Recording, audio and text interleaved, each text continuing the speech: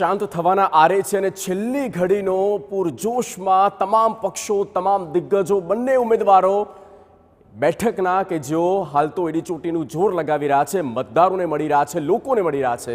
તેવામાં છોટાઉદેપુરની વાત કરવામાં આવે તો છોટાઉદેપુરના કોંગ્રેસના ઉમેદવાર સુખરામ રાઠવા અને તેમની સામે ભાજપના ઉમેદવાર જશુભાઈ રાઠવા બંને વચ્ચે હાલ તો શાબ્દિક એકબીજા પર પ્રહાર કરતા જોવા મળ્યા।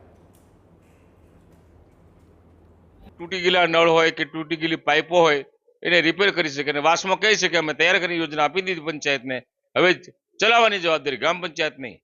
આ ઠગ લોકો, પાણી પુરવઠા બોર્ડ પણ ઠગ, વાસમાં પણ ઠગ, અધિકારીઓ ચોર છે, હલકા પ્રકારની પાઇપો નાખે છે। એને જે રીતના જમીનમાં દાબવાનું થાય 3 ફૂટ, તેને બદલે માત્ર 1.5-2 ફૂટે પાઇપો દાબે છે। ખેડૂતો ખેતી કરતા હોય અને કલ્ટી વાગી જાય તો પાઇપો તૂટી જાય છે। આ હલકા પ્રકારની કામગીરી કરીને ભ્રષ્ટાચાર અને પોષવાનું કામ આદિવાસીઓના નામ પર પાણી પુરવઠા બોર્ડના અને તેના સંલગ્ન ખાતાઓ કરી રહ્યા છે।